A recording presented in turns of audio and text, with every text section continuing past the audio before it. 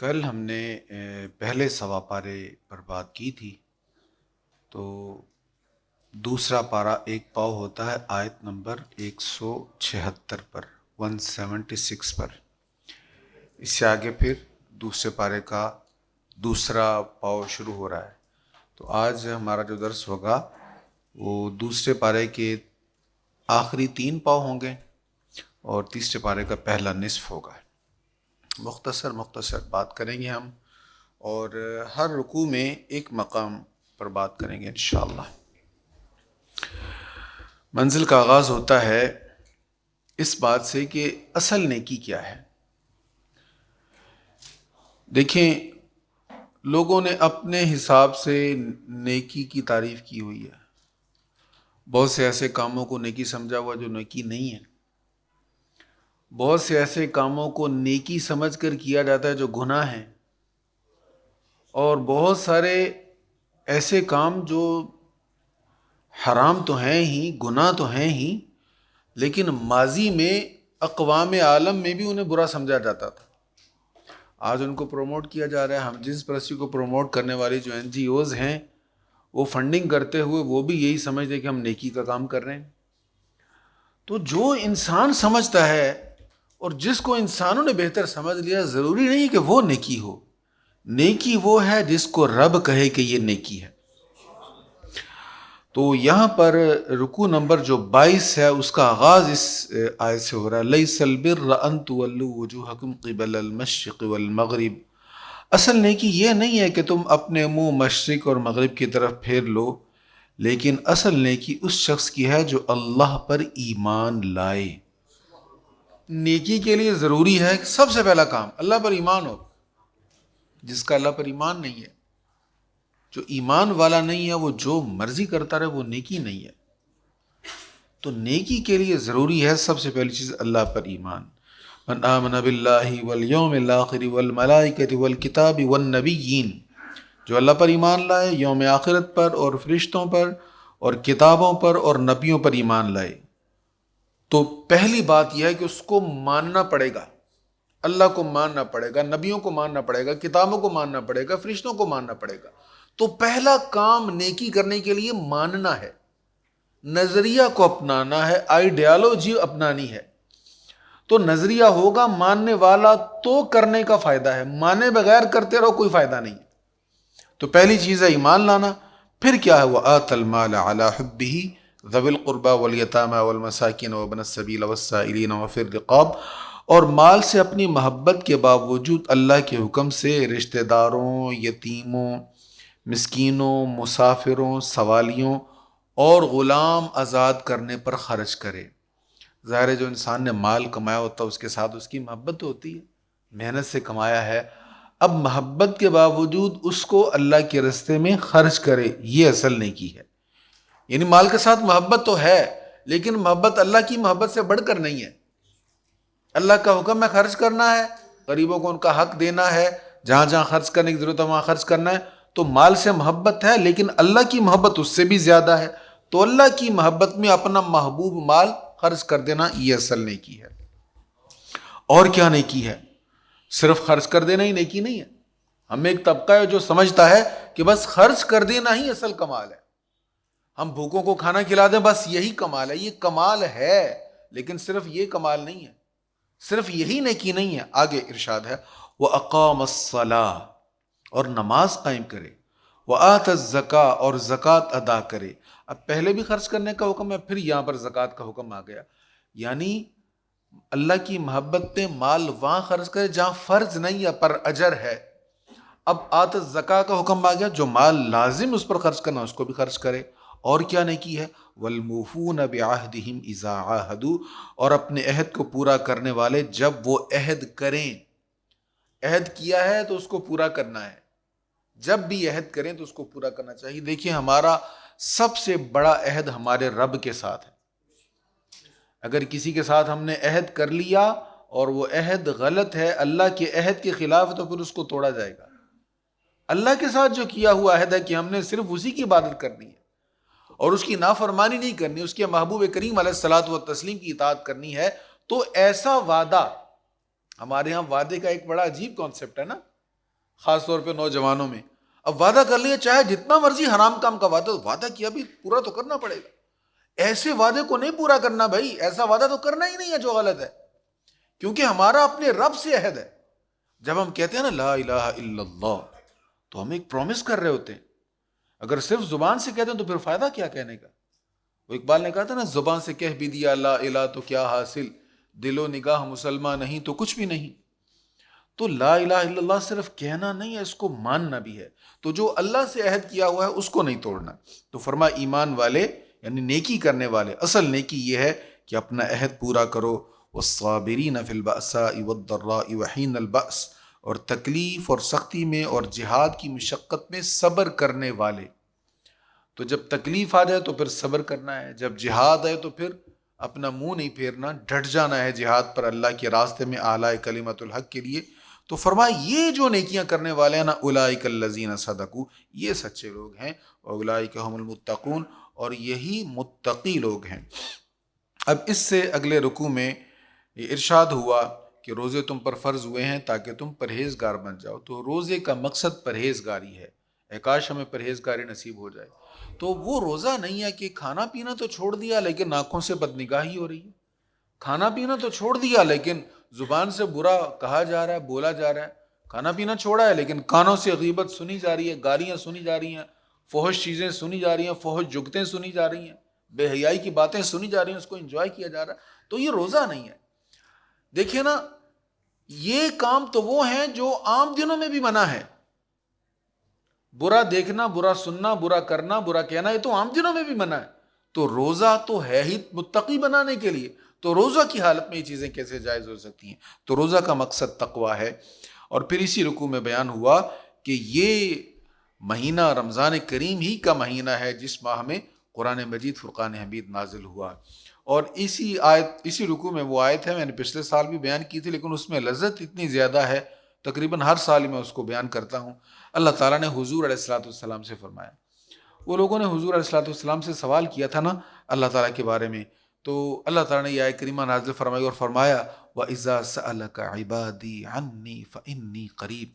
اور اے رسول، جب آپ سے میرے بندے میرے متعلق پوچھیں، دیکھیں کتنی محبت ہے، ایک ایک حرف میں شہد سے بڑھ کر مٹھاس ہے. جب آپ سے میرے بندے، سبحان اللہ، اللہ کہہ رہا میرے بندے، اے ہائے ہائے، اللہ اکبر. اے کاش ہمیں بندگی کی لذت نصیب ہو جائے، ہم صحیح معنوں میں اس کے بندے بن جائیں. جب میرے بندے آپ سے میرے بارے میں پوچھیں تو فإنی قریب، میں دور نہیں ہوں، میں قریب ہوں، میں قریب ہوں. اچھا دیکھیں کب اللہ قریب ہے؟ جب آپ سے میرے بندے میرے بارے میں پوچھیں. اب اس کو اسی معنی کو آسان لفظوں میں ایک اور انداز میں بیان کرتا ہوں. اس کا معنی مفسر نے یوں بھی بیان کیا ہے، اے حبیب جب میرے بندے میرا پتہ پوچھتے پوچھتے آپ کے در پر آ گئے، پھر میں دور نہیں، پھر میں قریب ہوں. تو اللہ کی بارگاہ تک جانے کے لیے در مصطفیٰ پہ جانا پڑے گا. اللہ کو ویسے ماننا ہے جیسا حضور نے کہا ہے. اللہ کو ماننے کا دعویٰ تو سارے کر رہے ہیں، اہل کتاب کر رہے ہیں، یہودی بھی کر رہے ہیں، عیسائی بھی کر رہے ہیں، اور ختم نبوت کے منکرین بھی کر رہے ہیں. تو اللہ کو ماننا ایسا ہونا چاہیے، یا اللہ ایسے ماننے کو مانے گا جو حضور کے بتائے ہوئے طریقہ کے مطابق ہوگا. تو جب میرے بندے میرا پتہ پوچھتے حبیب تیرے پاس آ گئے نا، پھر میں دور نہیں ہوں، پھر میں قریب ہوں. اجیب دعوت الداعی اذا دعانی فلیستجیبوا لی. دعا کرنے والا جب دعا کرتا ہے تو میں اس کی دعا قبول کرتا ہوں. تو چاہیے کہ وہ بھی میرا حکم مانے اور مجھ پر ایمان برقرار رکھیں تاکہ وہ کامیابی حاصل کریں. تو دعا کتنی شاندار چیز ہے. دیکھو نا، ہم دنیا میں کبھی کسی سے مانگیں، وہ بڑا پیار والا، مہربان ہو، کھلے ہاتھ والا ہو، وہ دے دے گا. دوبارہ پھر مانگے شاید پھر دے دے، پھر مانگے تو ہو سکتا وہ فیل کرے. اور عام طور پر ہوتا ہی انسان، یار اس نے تو کام پکڑ لیا، یہ تو روز ہی آ جاتا ہے، اس کی تو ضرورتیں ہی ختم نہیں ہوتی. لیکن رب کا در وہ در ہے، جتنی بار مانگو گے اتنی بار دے گا، جتنا زیادہ مانگو گے اتنا خوش ہوگا. تو حضور علیہ الصلوۃ والسلام نے فرمایا جوتی کا تسمہ بھی مانگو اس سے. بڑی سے بڑی چیز بھی مانگو، چھوٹی سے چھوٹی چیز بھی مانگو، اس کے خزانوں میں کوئی تھوڑ نہیں ہے۔ اس سے اگلے رکوع میں چاند کے بارے میں سوال ہے کہ آپ سے پوچھتے ہیں چاند کے بارے میں، تو قل ہی مواقیت للناس والحج، آپ کہیے لوگوں کے دینی اور دنیاوی کاموں اور حج کے اوقات کی نشانیاں ہے۔ تو چاند کا ایک وقت پر آنا اور ایک وقت پر جانا اب ہمیں کنفرم نہیں ہوتا کہ کب نکلے گا، کب نظر آئے گا، تو اس میں نشانیاں ہوتی ہیں ہمارے لیے بہت سارے معاملات۔ رمضان شریف کب آئے گا، اس کا چاند کے ساتھ تعلق ہے۔ عید کب ہم نے منانی، اس کا بھی چاند کے ساتھ تعلق ہے۔ حج کب ہوگا، تو ذی الحج کا مہینہ کب ہے، اس کا بھی چاند کے ساتھ تعلق ہے۔ تو یہ سارے امور، اسی طرح دیگر مہینے ہیں محرم الحرام میں جو روزے ہیں 9-10 محرم کا روزہ رکھنا، تو اس سب چیزوں کا تعلق چاند کے ساتھ ہو گیا۔ تو کچھ چیزوں کا تعلق سورج کے ساتھ ہے، نماز کس ٹائم پڑھنی، فجر، ظہر، عصر، مغرب، عشاء، یہ سورج کے ساتھ تعلق ہے، کچھ چاند کے ساتھ تعلق ہے۔ تو یہ ہمیں اوقات بتانے کے لیے اللہ تعالیٰ نے ان کا ایک نظام، ایک سسٹم بنایا، تو اپنے مدار میں اسی حساب سے یہ گردش کرتے ہیں۔ اس سے پھر آگے بیان ہو رہے ہیں حج کے احکام۔ اللہ کریم ہمیں توفیق نصیب فرمائے، جنہوں نے کیا ان کو دوبارہ نصیب فرمائے، جنہوں نے نہیں کیا انہیں بھی نصیب فرمائے۔ اور اسی رکوع میں جھگڑالو شخص کی مذمت ہوئی، الد الخصام، بہت زیادہ جھگڑالو۔ تو ایمان والے کو یہ زیب نہیں دیتا، سوٹ نہیں کرتا کہ وہ جھگڑالو ہو۔ نبی رحمت جان کائنات صلی اللہ تعالی علیہ وآلہ وسلم درگزر فرمانے والے، معاف کرنے والے، اپنی ذات کا بدلہ نہیں لیتے تھے۔ ام المؤمنین سیدہ عائشہ فرماتی ہیں رضی اللہ عنہا، حضور نے کبھی اپنی ذات کا بدلہ نہیں لیا تھا، سرکار علیہ الصلوۃ والسلام معاف فرمایا کرتے تھے۔ تو الد الخصام یعنی جھگڑالو، جو شخص کج بحث، ہٹ دھرم، ظالم ہو، وہ الد الخصام ہے۔ حضرت ام المؤمنین سیدہ عائشہ صدیقہ رضی اللہ تعالیٰ عنہ بیان کرتی ہیں، نبی رحمت صلی اللہ علیہ وسلم نے فرمایا، اللہ تعالیٰ کے نزدیک سب سے مبغوض، یعنی جس پر سب سے زیادہ اللہ تعالیٰ غضب فرماتا ہے، سب سے مبغوض شخص الد الخصام ہے، یعنی بہت زیادہ جھگڑالو، بہت جھگڑا کرنے والا، بحث تکرار، چھوٹے چھوٹے معاملات کو لے کر طول پکڑ لینا اور گالی گلوچ، پھر لعنت سے کم۔ ہمارے سوشل میڈیا بھرا پڑا ہے، سیاسی اختلاف ہے اور ہم خام خواہ لڑتے رہتے ہیں، آپس میں لڑ رہے ہیں، کزن لڑ رہے ہیں، بھائی بھائی لڑ رہے ہیں ایک گھر میں، اس کا تعلق اس سیاسی پارٹی سے، اس کے ساتھ تعلق، آپس میں لڑائیاں ہو رہی ہیں۔ دعوت پہ بیٹھ گئے، افطار پارٹی پہ بیٹھ گئے، تو بات شروع ہوگی، جی میرا لیڈر بڑا اچھا، نہیں جی میرا بہت اچھا ہے، تیرا بہت برا، تیرا اس سے بھی برا ہے، اب اس پر جھگڑے ہو رہے ہیں۔ تو ہم الد الخصام بن رہے ہیں، یہ اللہ کو پسند نہیں ہے، درگزر کرنا چاہیے۔ اس سے اگلے رکوع میں ارشاد ہے، وَمَن يُبَدِّلْ نِعْمَةَ اللَّهِ مِن بَعْدِ مَا جَاءَتْهُ فَإِنَّ اللَّهَ شَدِيدُ الْعِقَابِ، اور جو اللہ کی نعمت حاصل ہونے کے بعد اس کو بدل دے تو وہ سن لے، اللہ سخت عذاب دینے والا ہے۔ دیکھیں اللہ کی نعمت کو بدلنا کیا ہے، اس کی بہت ساری صورتیں ہیں۔ ایک صورت یہ ہے کہ اللہ تعالیٰ نے انعام فرمایا، تو اب چاہیے تو یہ تھا کہ ہم شکر ادا کریں، تو شکر ادا کرنے کی بجائے ناشکری کرنی شروع کر دی۔ تو ویسے یہ یہود کے بارے میں ہے نا، بنی اسرائیل، میں نے کل کہا تھا بنی اسرائیل کے بارے میں بہت ساری باتیں اس صورت میں۔ تو وہ کیا کرتے تھے، انہیں کہا گیا کہ تم یہ مقدس سرزمین میں داخل ہو جاؤ، جھکتے ہوئے جانا اور کہنا حطتم، یا اللہ ہمیں معاف کر دے۔ وہ جھکنے کی بجائے گھسٹتے ہوئے جا رہے ہیں اندر اس بستی میں، اور حطتن کی بجائے کہہ رہے ہیں حنتتن، ہمیں دانے چاہیے، اناج چاہیے۔ تو تھوڑے تھوڑے چینج کر کے لفظوں کو بدل دیتے۔ راعینا صحابہ کہتے تھے نا، جیسے آپ سن چکے، تو راعینا کہہ دیتے، تھوڑی تھوڑی تبدیلی کر دیتے۔ تو اللہ کی نعمت کو بدلنے کی ایک صورت یہ ہے، احکام کو بدل دینا، جو احکام کا تقاضا ہے اس کو بدل دینا۔ انسان کو اللہ نے عبادت کا حکم دیا، وہ نافرمانی کرنے لگ جائے، عبادت کی بجائے سرکشی پر اتر آئے، یہ اللہ کی نعمت کو بدلنا ہے۔ اللہ نے مرد بنایا، عورت بننے کی کوشش کرے، عورت بنایا، مردوں والا حلیہ بنا لے، تو یہ بھی نعمت کو بدلنا ہے۔ تو اللہ تعالیٰ کی نعمت کو بدلنا اللہ تعالیٰ کے عذاب کو دعوت دینے کی مترادف ہے۔ اس سے اگلے رکوع نمبر 27 میں ارشاد ہے، اور کافر تم سے ہمیشہ جنگ کرتے رہیں گے، حتیٰ کہ اگر ان کے بس میں ہو تو وہ تمہیں تمہارے دین سے پھیر دیں۔ یہ تم سے لڑتے رہیں گے، تمہیں کوئی غلط فہمی ہے، تم کسی خوش فہمی میں مبتلا ہو، یہ تو تم سے لڑتے رہیں گے۔ وَلَن تَرْضَىٰ عَنْكَ الْيَهُودُ وَلَا النَّصَارَىٰ، یہ کل والے درس پہ تھا کہ یہودی عیسائی کبھی بھی تم سے راضی نہیں ہوں گے، حَتَّىٰ تَتَّبِعَ مِلَّتَهُمْ، ہاں تم ان کی ملت میں آ جاؤ، ان کی پیروی کرنا شروع کر دو، پھر وہ تمہیں ایکسپٹ کر لیں گے۔ بصورت دیگر تم اپنے دین پر رہتے ہوئے چاہو کہ وہ تمہارے ساتھ راضی ہو جائیں، ہرگز راضی نہیں ہوں گے۔ تو یہاں پر فرمایا کہ ان کی کوشش ہے کسی طرح تمہیں تمہارے دین سے پھیر دیں، اور تم میں سے جو شخص اپنے دین سے مرتد ہو گیا اور وہ حالت کفر میں ہی مر گیا تو ان لوگوں کی نیک اعمال دنیا اور آخرت میں ضائع ہو گئے، اور وہ لوگ جہنمی ہیں جس میں وہ ہمیشہ رہیں گے۔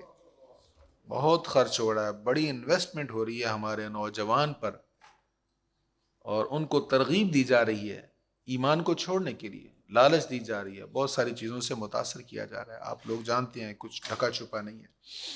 اللہ ایمان سلامت رکھے۔ اس سے آگے حیض کے احکام ہیں، اور میاں بیوی کے تعلق میں کیا مقام ہے، کیسے کہاں تعلق رکھنا ہے، کس مقام سے تعلق رکھنا ہے، ایک چھوٹے سے جملے نے ساری چیز بیان فرما دی۔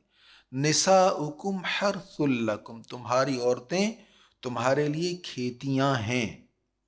اب صرف اتنا کہہ کر سارا مسئلہ بیان کر دیا۔ اب اس پر اگر غور کر لیں تو کھیتی جو ہوتی ہے، اب یہاں کھیتی سے مراد، میں بات کو کھول کر دوں، کھیتی سے مراد ہے رحم، عورت کا وہ مقام جہاں رحم ہے، اور یہاں کھیتی کہہ کر انسان کو بتا دیا گیا کہ مرد کا پانی جو ہے یہ اس کے لیے بیج کی حیثیت رکھتا ہے، تو بیج کھیتی میں جائے تو وہاں سے نشو و نما ہوتی ہے، اب اولاد ہوتی ہے، تو جہاں جس مقام سے اولاد کی پیدائش ہوگی یہی مقام ہے تعلق بنانے کا۔ بس یہ اس چھوٹے سے جملے سے سارے مسائل کو یہاں سے بیان کر دیا گیا ہے۔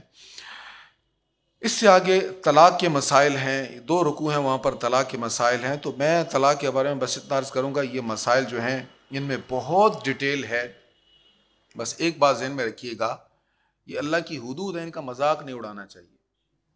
لوگ کہتے ہیں بھائی میں نے منہ سے کہہ دیا تو کیا طلاق ہو گئی؟ کچھ بھی نہیں ہوا، منہ سے کہنے سے طلاق تھوڑا ہوتی ہے۔ اچھا اگر لکھ دیا تو پھر کیا طلاق ہوگی؟ نہیں، ایسے تو نہیں، طلاق تھوڑا ہوتی ہے ایسے۔ بھائی کیسی ہوتی ہے؟ پھر فائر مارنے سے طلاق ہوگی؟ نکاح کیسے ہوا تھا؟ نکاح بھی تو منہ سے کہنے سے ہی ہوا تھا نا۔ وہ جو ہم لکھتے ہیں، سائن کرتے ہیں پیپر پر، وہ قانونی کاروائی ہے۔ جس وقت مرد نے کہا مجھے قبول ہے، عورت نے کہا مجھے قبول ہے، چاہے سائن کیے یا نہیں کیے، 2 گواہ موجود تھے، ایجاب و قبول ہو گیا تو نکاح ہو گیا۔ تو جب زبان سے کہنے سے نکاح ہو جاتا ہے تو زبان سے کہنے سے طلاق کیوں نہیں ہوگی بھائی؟ زبان کی کوئی اہمیت ہی نہیں ہے۔ زبان سے ہی کلمہ طیبہ پڑھنے سے بندہ صاحب ایمان ہو جاتا ہے، اور زبان سے ہی کلمہ کفر کہنے سے انسان کافر ہو جاتا ہے۔ تو طلاق کو مذاق نہیں بنانا چاہیے، بڑا سنجیدہ معاملہ ہے اور اس میں بڑی احتیاط کرنی چاہیے۔ تو ہم پہلے کام کر لیتے ہیں پھر جا کے مسئلہ پوچھتے ہیں، تو ایسے نہیں کرنا چاہیے۔ پہلے جو بھی کام کرنا اس کے بارے میں مسائل جان لینے چاہیے۔ اس سے آگے بیان ہوا ہے نماز خوف کے بارے میں، یہ 31 نمبر رکوع ہے۔ فَإِنْ خِفْتُمْ فَرِجَالًا أَوْ رُكْبَانًا فَإِذَا أَمِنْتُمْ فَاذْكُرُوا اللَّهَ كَمَا عَلَّمَكُمْ مَا لَمْ تَكُونُوا تَعْلَمُونَ۔ پس اگر تم حالت خوف میں ہو تو پیدل چلتے ہوئے یا سواری پر نماز پڑھ لو، پھر جب خوف جاتا رہے تو اسی طرح اللہ کا ذکر کرو جس طرح اس نے تمہیں سکھایا ہے، جس کو تم نہیں جانتے تھے۔ تو آپ سفر کر رہے ہیں، گاڑی پر سفر کر رہے ہیں، علاقہ سنسان ہے، خدا نخواستہ ڈاکوؤں کا علاقہ ہے، آپ رک نہیں سکتے۔ آپ کو بتایا گیا یا آپ کی معلومات میں کہ اگر یہاں پہ رکیں گے تو خدا نخواستہ ڈاکو پڑ جائیں گے، یا جنگل ہے، درندے کو حملہ کر سکتے ہیں۔ اب نماز کا ٹائم بھی جا رہا ہے تو پھر کیا کریں؟ تو پھر ایسے کریں، جدھر گاڑی کا رخ ہے ادھر ہی گاڑی چلاتے چلاتے نماز پڑھنے ہو جائے گی۔ گھوڑے پر آپ سوار ہیں، دیکھیں کتنی آسانیاں ہیں۔ آپ گھوڑے پر سفر کر رہے ہیں، کعبہ شریف ادھر ہے، آپ کا رخ ادھر ہے، مغرب کی سمت آپ سفر کر رہے ہیں، آپ رک نہیں سکتے، حالت ایسی ہے۔ آپ جدھر آپ کا رخ ہے وہیں اسی رخ میں آپ نماز پڑھ لیں، نماز ہو جائے گی۔ اس کو صلاۃ الخوف کہتے ہیں۔ تو یہ نماز پڑھنے کی اجازت ہے، لیکن جب حالت امن میں آ جائیں تو پھر جو طریقہ ہے اسی کے مطابق ہی نماز پڑھیں گے۔ اس سے اگلے رکوع میں ارشاد ہے، من ذا الذی یقرض اللہ قرضا حسنا فیضاعفہ لہ اضعافا کثیرا۔ وہ کون ہے جو اللہ کو قرض حسن دے؟ اب اللہ قرض حسن مانگ رہا ہے، کیا مطلب؟ اللہ کے راستے میں خرچ کرو۔ تو جب ہم قرض حسن دیتے ہیں تو جس کو دیتے ہیں اس نے واپس لوٹانا ہوتا ہے نا۔ تو اللہ فرما رہا وہ کون ہے جو اللہ کو قرض حسن دے تو اللہ اس کو بڑھا کر اس کے لیے کئی گنا کر دے۔ اللہ اس کو بڑھا کر اس کے لیے کئی گنا کر دے. سبحان اللہ. نبی رحمت صلی اللہ علیہ وسلم نے فرمایا، اللہ عز و جل فرماتا ہے اے ابن آدم اپنے خزانے کو میرے پاس امانت رکھو، نہ جلے گا نہ ڈوبے گا نہ چوری ہوگا، اور تمہاری ضرورت کے وقت میں تم کو دوں گا.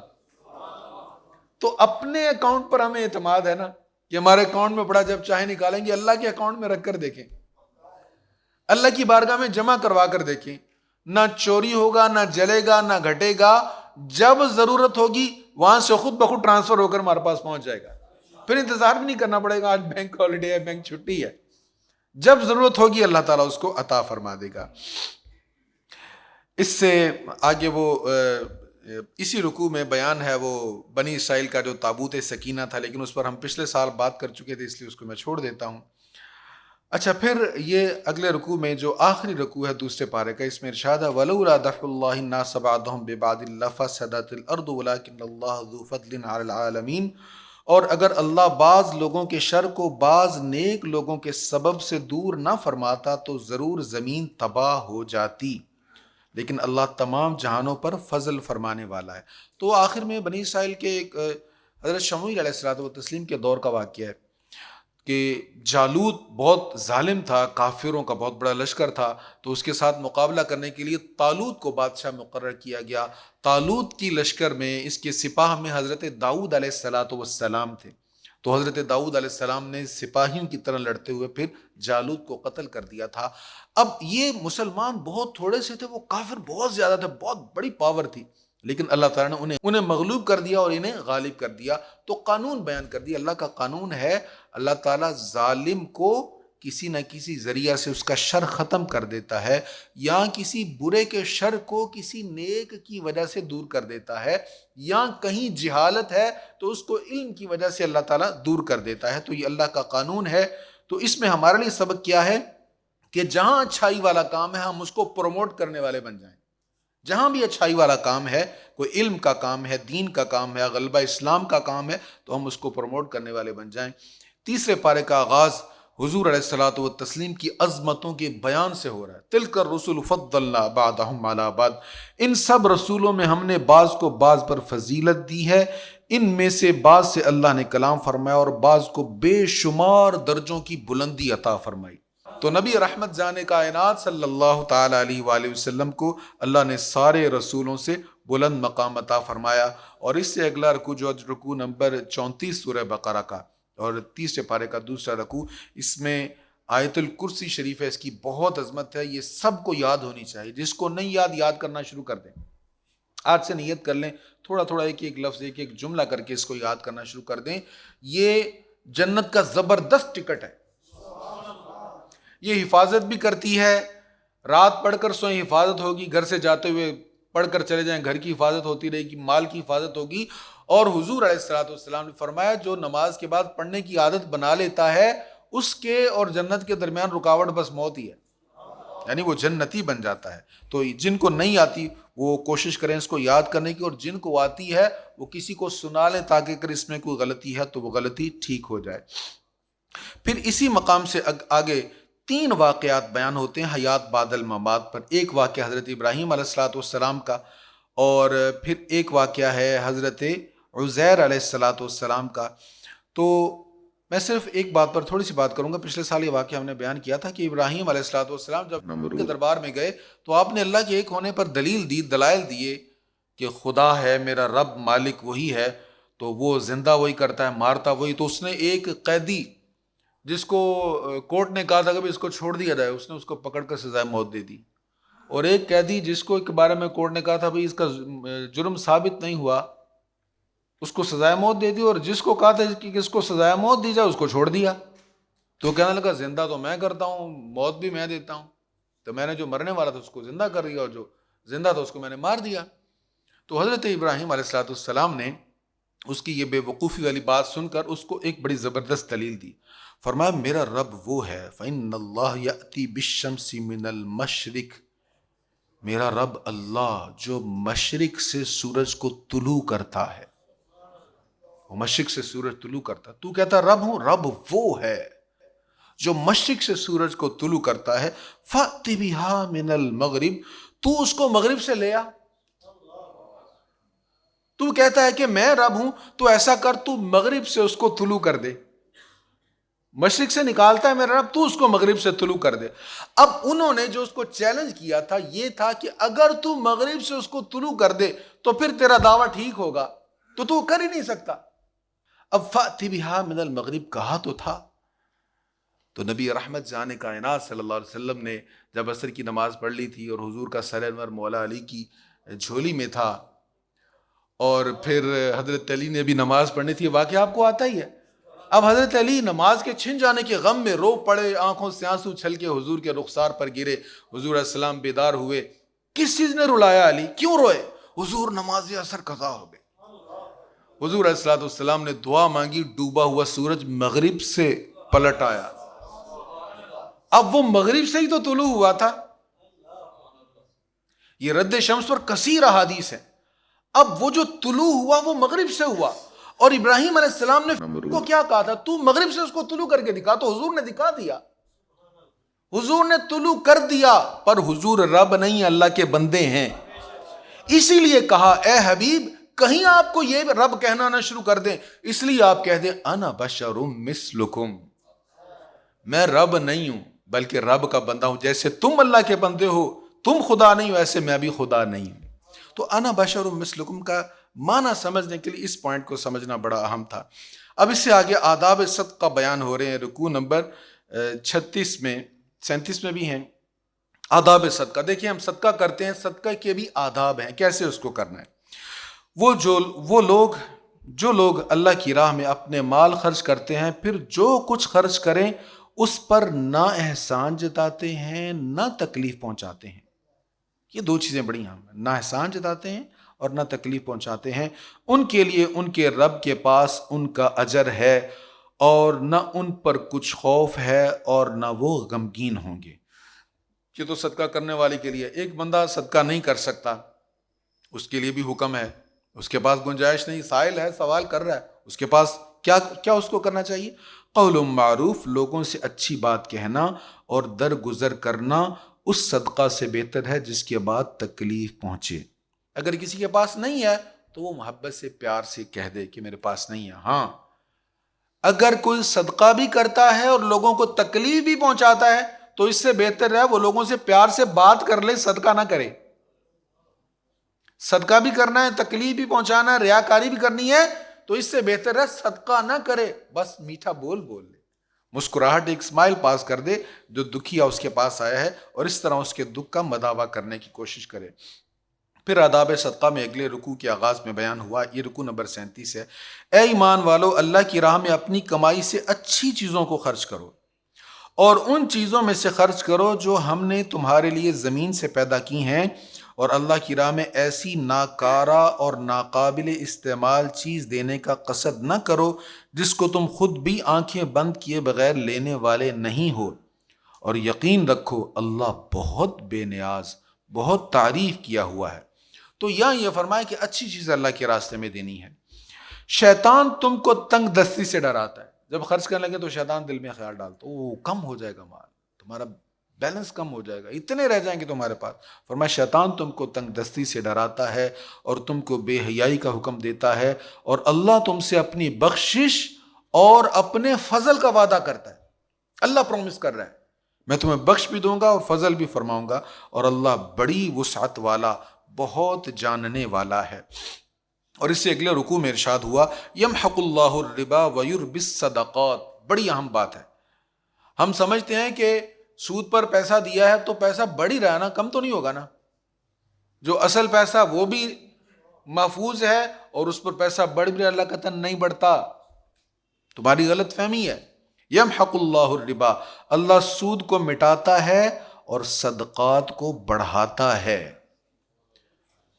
جو تم نے سود پر دیا وہ بڑھتا نہیں ہے، وہ کم ہو رہا ہے، وہ گھٹ رہا ہے، اور جو تم نے اللہ کی رضا کے لیے اللہ کے راستے میں خرچ کیا وہ کم نہیں ہوا، وہ بڑھ رہا ہے، اللہ اس کو بڑھا دے گا۔ تو اللہ سود کو مٹاتا ہے اور صدقات کو بڑھاتا ہے، اور اللہ کسی ناشکر گناہ گار کو پسند نہیں کرتا۔ اس سے اگلے رکوع میں وہ آیت ہے، ہم پچھلے سال اس پر بات کر چکے ہیں، وہ سب سے بڑی قرآن مجید کی آیت، اور اس میں حکم یہ ہے کہ جب بھی تم لین دین کرو تو لکھ لیا کرو۔ بڑا لین دین جب بھی ہم کرنا ہو، دیکھیں نا، ایک ہم ہاتھوں ہاتھ کوئی چیز فروخت کرتے ہیں، لیتے ہیں، دیتے ہیں، اس میں لکھنا ضروری نہیں ہے، لیکن جو ہم کو بڑا لین دین کر رہے ہیں اور جو ہم دے رہے ہیں اور اس کے بدلے میں جو لے رہے ہیں اس کا کوئی پروف وغیرہ ہمارے ہاتھ میں نہیں آ رہا نا، تو وہ درست نہیں ہے۔ لکھنا چاہیے، اگر کسی کو لکھنا نہیں آتا ہو تو لکھوا لینا چاہیے، اور جس سے لکھوایا جائے اس کی ذمہ داری ہے کہ صحیح لکھے۔ ہم عام طور پر جس نے پیسے دیے ہوتے ہیں نا، وہ سمجھتا کہ میری ذمہ داری میں لکھوا لوں۔ قرآن کہتا ہے جس نے لیے ہیں اس کی ذمہ داری لکھے۔ جس نے دیے اس نے تو پیسے دے دیے نا، تو ہمیں یہ ہوتا ہے کہ پیسے میرے، میں نے واپس لینے، تو میرے پاس پورے پروف ہونے چاہیے۔ اللہ کہہ رہا ہے وہ جس نے لیے تمہاری ذمہ داری ہے، کہیں تم بھول نہ جاؤ اور آخرت میں تمہاری پکڑ نہ ہو جائے۔ اگلے رکوع میں، یہ اگلا رکوع آخری رکوع ہے، رکوع نمبر 39، یہ سورہ بقرہ شریف یہاں پر ختم ہو رہی ہے۔ اس کی آخری 2 آیتوں کی بڑی اہمیت ہے۔ نبی پاک علیہ الصلوۃ والسلام نے فرمایا خود بھی یاد کرو، اپنی عورتوں کو بھی یاد کرواؤ۔ تو ان کی بڑی فضیلت، بڑی عظمت ہے، ان کو بطور وظیفہ بھی پڑھنا چاہیے۔ میں اس کا ترجمہ سنا دیتا ہوں۔ ہمارے رسول اس کلام پر ایمان لائے جو ان کی طرف، ان کے رب کی طرف سے نازل ہوا، اور مومن بھی ایمان لائے اللہ پر اور اس کے فرشتوں پر اور اس کی کتابوں پر اور اس کے رسولوں پر۔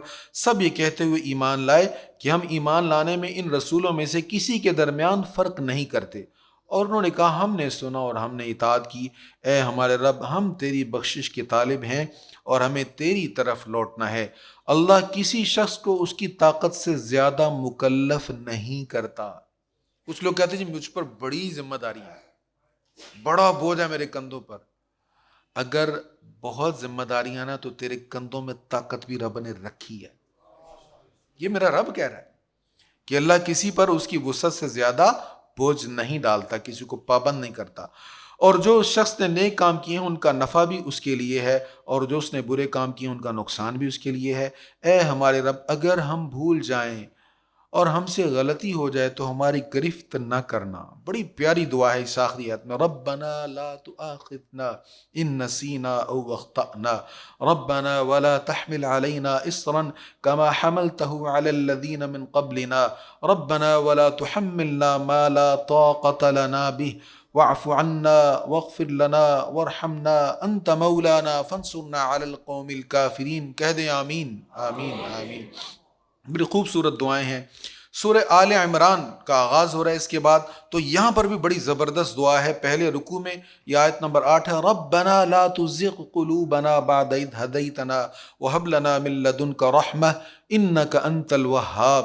اے ہمارے رب، ہمیں ہدایت دینے کے بعد ہمارے دلوں کو ٹیڑھا نہ کرنا۔ ہدایت کے بعد بھی دل ٹیڑھے ہو جاتے ہیں۔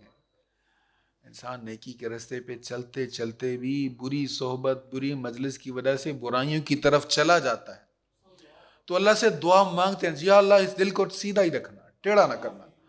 آقا کریم علیہ السلام کو یہ بڑی پسند دعا ہے، یا مقلب القلوب ثبت قلبی علی دینک۔ یاد ہو جائے گی، چھوٹی سی دعا، بس اس سے آگے ایک رکوع ہے اور پھر ختم ہو جاتا ہے ہماری یہ سوا پارہ کی منزل۔